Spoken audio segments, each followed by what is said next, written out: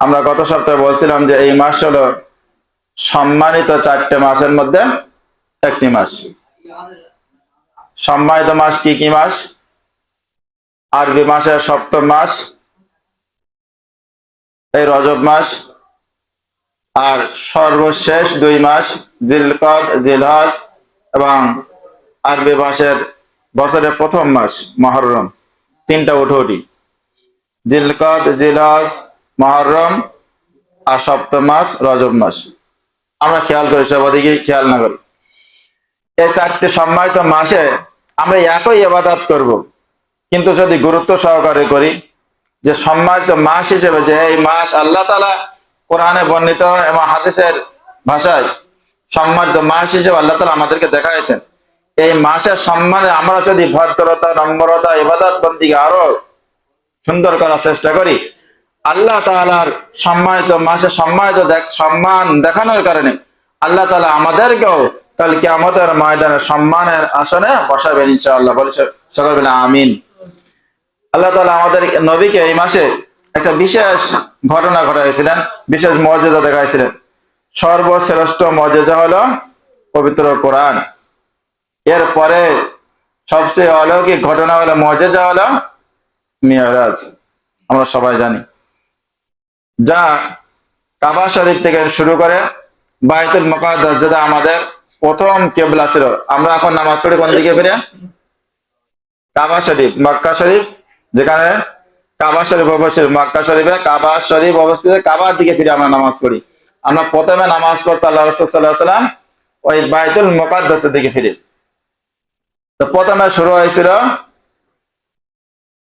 মসজিদে হারাম থেকে, বাইতুল্লাহ শরীফ থেকে শুরু করে নিয়ে মসজিদ আকসা পর্যন্ত, এরপরে সপ্তম আসমান, এরপরে আল্লাহ তাআলার দিদার, পরে আমাদের আবার পৃথিবীতে এক রাত্রের মধ্যে ভ্রমণ করেছিলেন। এইটা আল্লাহ তাআলা পবিত্র কোরআনের ভাষা বলতেছেন, সুবহানাল্লাযী আসরা বিআবদিহি লাইলাম মিনাল মাসজিদিল হারাম ইলাল মাসজিদিল আকসা। কত পবিত্র ওই মহান রব্বুল আলামিন, যে মহান রব্বুল আলামিন তার বান্দাকে ইলা আবদি অর্থাৎ রাসূলকে ইলাল মাসজিদ মিনাল মাসজিদিল হারাম ইলাল মাসজিদিল আকসা রাতের বেলায় ভ্রমণ করাছেন। মসজিদে হারাম থেকে মসজিদে বাইতুল্লাহ আকসা পর্যন্ত, অর্থাৎ মসজিদে প্রথম কিবলা যেটা আমরা বলি, মসজিদে হারাম থেকে মসজিদে আকসা পর্যন্ত। কিসের জন্য? বারাকনা হাওলাহু লিনুরিয়াহু মিন আয়াতিনা। যে বাইতুল মুকাদ্দাসের চতুর্পাশকে আল্লাহ তাআলা বরকতময় করেছেন।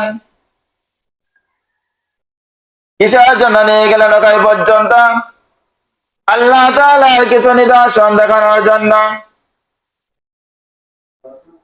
লিনুরিয়াহু মিন আয়াতিনা, আল্লাহ তাআলার নিদর্শন দেখে দেখে আল্লাহ তাআলার হাবিব আমাদেরকে যাতে সুন্দর করে বর্ণনা করতে পারেন।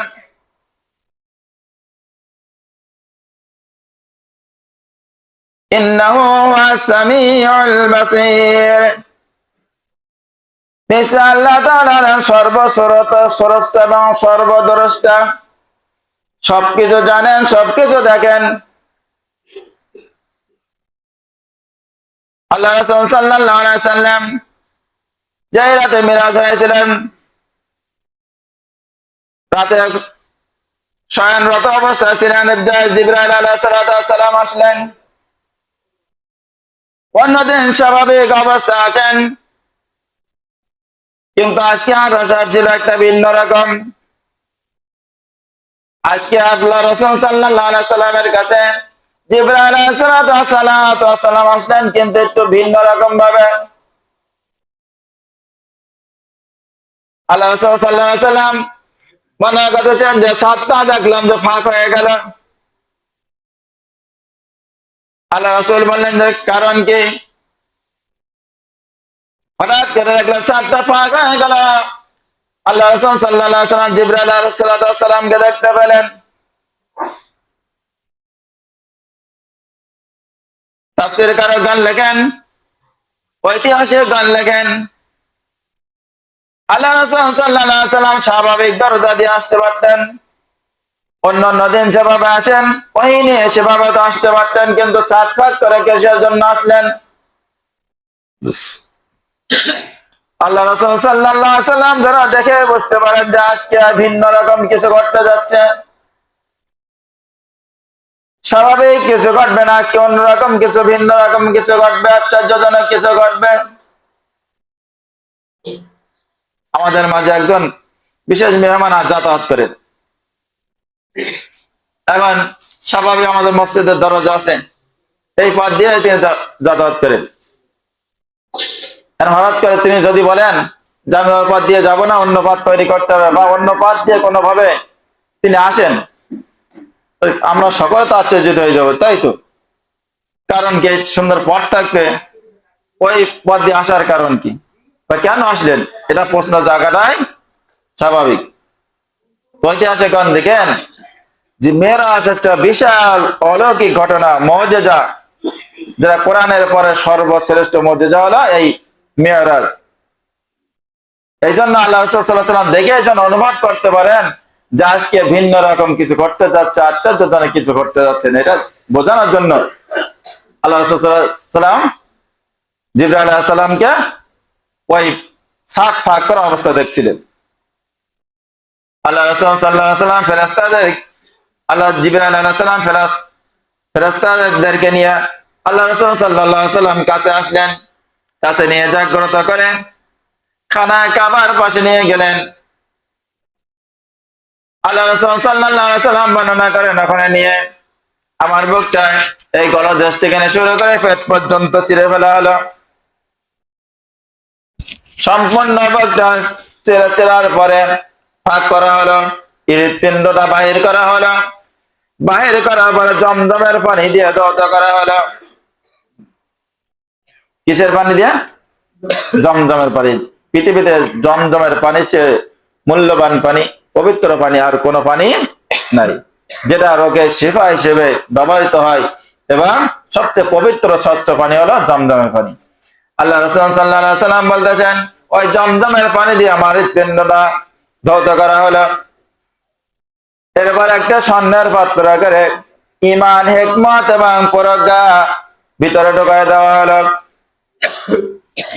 ঈমান, হিকমত এবং প্রজ্ঞা দিয়ে আবার হৃৎপিণ্ডটা জায়গায় নিয়ে আবার যেমন ছিল ঠিক তেমন ভাবে বসিয়ে দেওয়া হলো। কিন্তু আমি কোনো কষ্ট অনুভব করি নাই, ঠিক যেভাবে ছিল ঠিক সেভাবে স্থাপন করে দেওয়া হলো। এরপরে একটা বোরাক নামক একটা প্রাণী আমার কাছে নিয়ে আসা হলো। কি প্রাণী? আপনারা বুঝতেছেন না বা শুনতেছেন না, খেয়াল করে। কি প্রাণী আনা হলো? বরাক। বরাকটা দেখতে কেমন ছিল আর তার গতি কেমন ছিল? আমরা স্বাভাবিক একটা দ্রুতগামী ঘোড়া বা প্লেন, রকেট উঠে কত দ্রুত যাইতে পারে? আল্লাহ রাসূল সাল্লাল্লাহু আলাইহি ওয়াসাল্লাম বলতেছেন, সেই বরাকটা ছিল সাদা ধরনের প্রাণী। গাধা আছে একটু ছোট এবং খচ্চর আছে একটু বড়। গাধা তো খুব বেশি বড় হয় না, কিন্তু দেখ একটু লম্বা। গাধা আছে একটু ছোট, খচ্চর আছে একটু বড়, এবং পিঠে বসার জন্য সুন্দর একটা ব্যবস্থা ছিল। আল্লাহ রাসূল সাল্লাল্লাহু আলাইহি ওয়াসাল্লাম যখন উঠতে যাবেন, ওই বুরাক নামক প্রাণীটা নড়াচড়া করতেছেন। জিবরাইল আলাইহিস সালাম বুরাককে বললেন, হ্যাঁ বুরাক, তুমি কি জানো আজ তোমার পিঠে কে চড়তে যাচ্ছে, কে বসতে যাচ্ছে? এই পৃথিবীর মধ্যে সর্বশ্রেষ্ঠ মানব, নবী কুলের মধ্যে সর্বশ্রেষ্ঠ নবী, রাসূলদের মধ্যে সর্বশ্রেষ্ঠ রাসূল, পৃথিবীর শুরু থেকে নিয়ে আজ পর্যন্ত এবং কিয়ামত পর্যন্ত যত মানুষ আসবে তার মধ্যে সর্বশ্রেষ্ঠ মানুষ আজ তোমার পিঠে চড়বে। তিনি হযরত মুহাম্মদ সাল্লাল্লাহু আলাইহি ওয়াসাল্লাম। লজ্জিত হয়ে গেলেন। কিভাবে বললেন যে বোরাক ওই কথা শুনে ঘর্মাক্ত হয়ে গেলেন। আল্লাহ রাসূল বর্ণনা করতেছেন যে ঘর্মাক্ত হয়ে গেলেন, ভয় পেয়ে গেলেন যে তাই তো আমি বেয়াদবি করে ফেললাম না তো আল্লাহ রাসূলের সাথে। বোরাকটা শান্ত হয়ে গেলেন। আল্লাহ রাসূল সাল্লাল্লাহু আলাইহি ওয়াসাল্লাম পিঠে উঠলেন। তার গতিবেগ কত ছিল? বলেন যে এক এক ধাপে এত দূর পর্যন্ত যাচ্ছিল। আমাদের দৃষ্টি সীমা যত দূর যায়, একটা একটা লাফে তত দূর পর্যন্ত তার গতি ছিল। বলে সুবহানাল্লাহ। একটা লাফে আমাদের দৃষ্টি সীমা যত দূর, তত দূর পর্যন্ত ওই ছোট্ট একটা প্রাণী লাফ দিয়ে চলে যাচ্ছে। বলে যে যারা আলোক বর্ষ, আলোর গতি সবচেয়ে পৃথিবীতে বেশি, 3 লক্ষ মাইল প্রতি সেকেন্ডে আলোর গতি, 1,86,000 বর্গ মাইল। আর মাইল কিলোমিটার হিসাব করলে 3 লক্ষ কিলোমিটার আলোর গতিবেগ। আল্লাহ রাসূল সাল্লাল্লাহু আলাইহি সাল্লাম বলেন এর চেয়েও আমার এই ছোট্ট প্রাণীটা বোরাক নামের প্রাণীটার দ্রুত, অর্থাৎ গতিবেগ ছিল এর চেয়েও বেশি। আল্লাহ রাসূল সাল্লাল্লাহু আলাইহি সাল্লাম উঠে ওই কাবায় হাতেম নামক স্থান থেকে উঠে পৌঁছালেন বাইতুল মুকাদ্দাস পর্যন্ত, যেটা ছিল আমাদের প্রথম কিবলা। আমি প্রথমে বলেছি, ওখানে যাই কি করলেন? আল্লাহ রাসূল সাল্লাল্লাহু আলাইহি সাল্লাম ওই বোরাক নামক প্রাণীটা বেঁধে রাখলেন। বাঁধার পরে যখন বাইতুল মুকাদ্দাসে প্রবেশ করলেন, আল্লাহ রাসূল সাল্লাল্লাহু আলাইহি সাল্লাম আদম আলাইহিস সালাম থেকে শুরু করে ঈসা আলাইহিস সালাম পর্যন্ত যত নবী রাসূল পৃথিবীতে এসেছেন, সকল নবী রাসূলদের উপস্থিত দেখলেন। তাদের সকলের সাথে সালাম বিনিময় করলেন। হাদিস শরীফের মধ্যে আছে আল্লাহ রাসূল সাল্লাল্লাহু আলাইহি সাল্লাম সকল নবী রাসূলদেরকে সাথে নিয়ে আল্লাহ রাসূলের ইমামতিতে 2 রাকাত নামাজ আদায় করলেন। কয় রাকাত? 2 রাকাত। ইমাম হলেন কে? আমাদের নবী। ইমাম কে? অর্থাৎ আমাদের নবী যে শ্রেষ্ঠ নবী, তার প্রমাণ স্বরূপ আমার নবী ইমামতি করলেন। আদম আলাইহিস সালাম তো আমাদের আদি পিতা, ইব্রাহিম আলাইহিস সালাম আমার জাতির পিতা। কাউকে সামনে দিলেন না, কাউকে ইমামতের জন্য বললেন না। আমার নবী সর্বশ্রেষ্ঠ নবী, সর্বশ্রেষ্ঠ মানব, নবীদের সর্বশ্রেষ্ঠ, রাসূলদের মধ্যে সর্বশ্রেষ্ঠ, এটা বোঝানোর জন্য আল্লাহ রাসূল সাল্লাল্লাহু আলাইহি সাল্লাম ইমামতিতে 2 রাকাত নামাজ শেষ করলেন। আল্লাহ রাসূল সাল্লাল্লাহু আলাইহি সাল্লামের কাছে যখন নামাজ শেষ করার পরে বাইরে আসলেন, 2টা পাত্র নিয়ে আসা হলো। জিবরাইল আলাইহিস সালাম 2টা পাত্র নিয়ে আসলেন। এক পাত্র ছিল মদ, আর এক পাত্র ছিল দুধ। কয়টা পাত্র? 2টা। আল্লাহ রাসূল সাল্লাল্লাহু আলাইহি সাল্লামকে গ্রহণ করতে বললেন। আল্লাহ রাসূল সাল্লাল্লাহু আলাইহি সাল্লাম দুধটাকে গ্রহণ করলেন, দুধটাকে খেলেন, পান করলেন। জিবরাইল আলাইহিস সালাম বললেন, হে আল্লাহর রাসূল, আল্লাহর হাবিব, আপনি স্বাভাবিক ধর্ম গ্রহণ করেছেন। যদি আপনি মদটা গ্রহণ করতেন, শরাবটা গ্রহণ করতেন, তাহলে আপনার উম্মাহ সব গোমরাহ হয়ে যেত। অর্থাৎ আপনি স্বভাবজাত ধর্ম গ্রহণ করেছেন দুধ পান করে। দুধ যখন পান করা হলো, আল্লাহ রাসূল সাল্লাল্লাহু আলাইহি সাল্লামকে মিরাজ শুরু হলো, ঊর্ধ্বগমন। এই মসজিদে হারাম থেকে মসজিদ আকসা পর্যন্ত, এইটা বলে ইসরা, ভ্রমণ। আর মসজিদের আকসা থেকে প্রথম আসমান, দ্বিতীয় আসমান, আল্লাহ তাআলার সাথে সাক্ষাৎ, এটা ছিল মিরাজ, অর্থাৎ ঊর্ধ্বগমন। আল্লাহ রাসূল সাল্লাল্লাহু আলাইহি সাল্লাম ঊর্ধ্বগমন শুরু হয়ে গেল। আল্লাহ রাসূল সাল্লাল্লাহু আলাইহি সাল্লাম জিবরাইল আলাইহিস সালামের সাথে নিয়ে প্রথম আসমানের দরজা হাজির হয়ে গেলেন। ফতিহাত আবওয়াবুস সামা। আল্লাহ রাসূল সাল্লাল্লাহু আলাইহি সাল্লামকে সাথে নিয়ে যখন প্রথম আসমানের দরজায় পৌঁছালেন জিবরাইল আলাইহিস সালাম, জিবরাইল আলাইহিস সালাম বলেন, আসমানের দরজা খুলে দাও। মান হাযা? বলে, আপনি কে? আনা জিবরাইল। কিলা মান রাক? কিলা ওয়া মা'আক, বলে আপনার সাথে কে? বলেন মুহাম্মদ সাল্লাল্লাহু আলাইহি ওয়াসাল্লাম। বুইসতু, তাকে কি আনার জন্য বলা হয়েছে?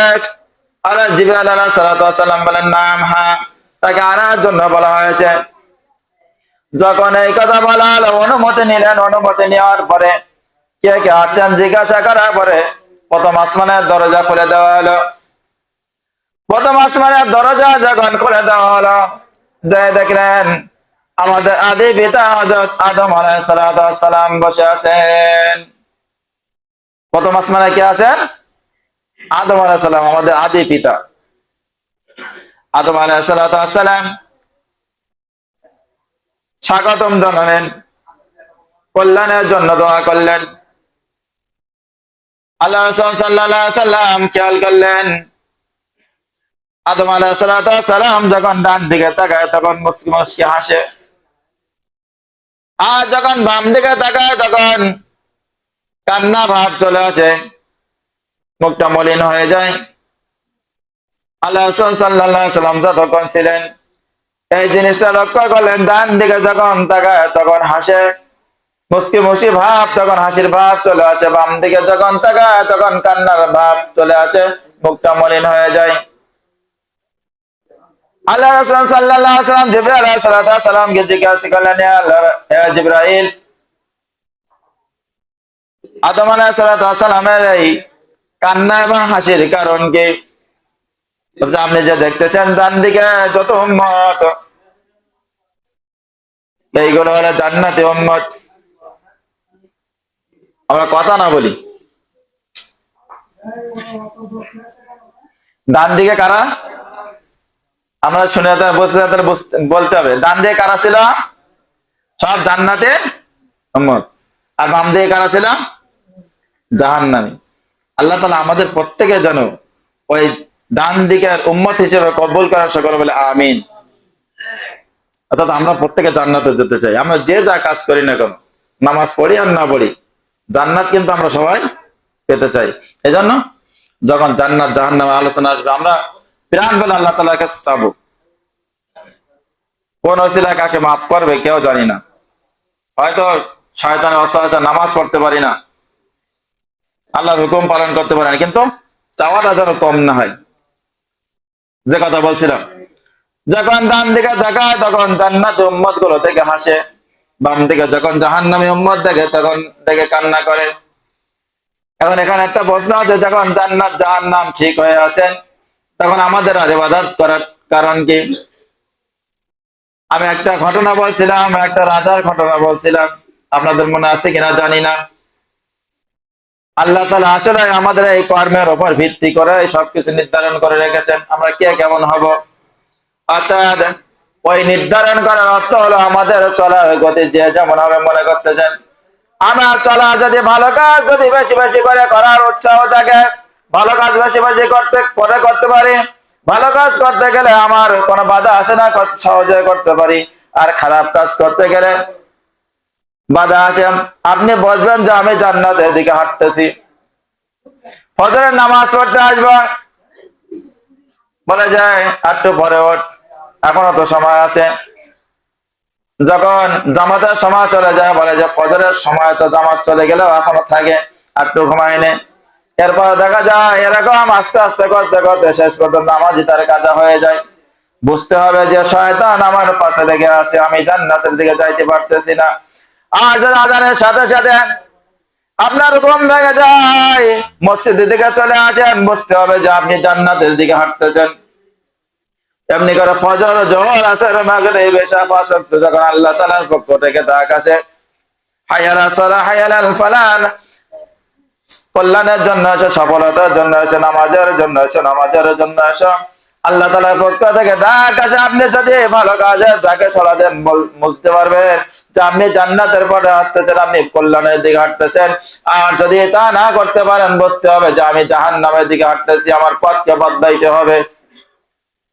আমার বাড়ির যাওয়ার পর ডান দিকে আমি হাঁটতেছি, বাম দিকে, সুতরাং সারা জীবন ধরে আমি জান্নাতের পথে হাঁটতে পারবো না। আমার গন্তব্যস্থল, আমার যে নির্দিষ্ট বাড়ি, সেই বাড়িতে আমি পৌঁছাইতে পারবো না। আর যদি আমার মসজিদ থেকে বাড়িটা হয় ডান দিকে, পূর্ব দিকে হাঁটি, তাহলে আমি সময় মতো আমার বাড়িতে, আমার গন্তব্যস্থলে আমি পৌঁছাইতে পারবো। সুতরাং আমাদের প্রত্যেকে চিন্তা করতে হবে, ভালো কাজ যদি আমার উৎসাহ জাগে, ভালো কাজ বেশি বেশি করতে পারি, কোনো বাধা না আসে, বুঝতে হবে যে আমি জান্নাতি। আর খারাপ কাজ করতে গেলে বাধা আসে, তখন মনে করতে হবে যে আমি জান্নাতি। আর এর ব্যতিক্রম যদি হয়, খারাপ কাজ করতে গেলে কোনো বাধা আসে না, আরো উৎসাহ জাগে, বলে যা তুই তো ভালো কাজ করতে দিচ্ছিস, তো ঠিক আছিস। আর ভালো কাজ করতে গেলে বাধা আসে, মনে করতে হবে আমি জাহান্নামের পথে হাঁটতেছি। সম্পূর্ণভাবে আমাদের দিকটা বদলাইতে হবে। প্রথম আসমান, এবার দ্বিতীয় আসমান, চতুর্থ আসমান, সপ্তম আসমান। অনেক লম্বা করো না, নামাজের পর আমরা কিছু আলোচনা করবো, সময় হয়ে গেছে। আমরা মেরাজ থেকে যে শিক্ষা, সেই শিক্ষাটা বিশেষ করে নামাজের পর আলোচনা করব। আল্লাহ তাআলা যেন আমাদের প্রত্যেকের না এই মেরাজ থেকে যতটুকু শুনছি এর উপর দৃঢ় বিশ্বাস এবং যে শিক্ষাটা, সেই শিক্ষার উপর আমরা আমল করতে পারি। আল্লাহ তাআলা আমাদের প্রত্যেকের জান্নাতি মানুষ হিসেবে কবুল করুন, সকলে বলেন আমিন। আমা তাওফীক ইল্লা বিল্লাহ।